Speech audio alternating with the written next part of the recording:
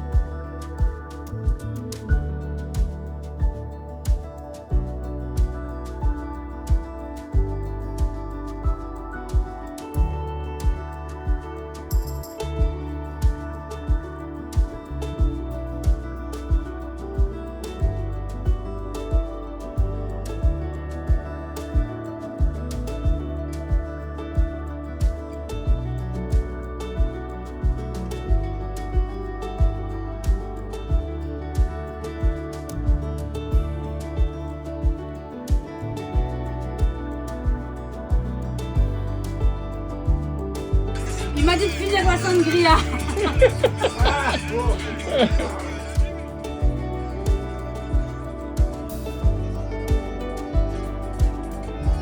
Et pendant ce temps-là, il y en a qui travaillent.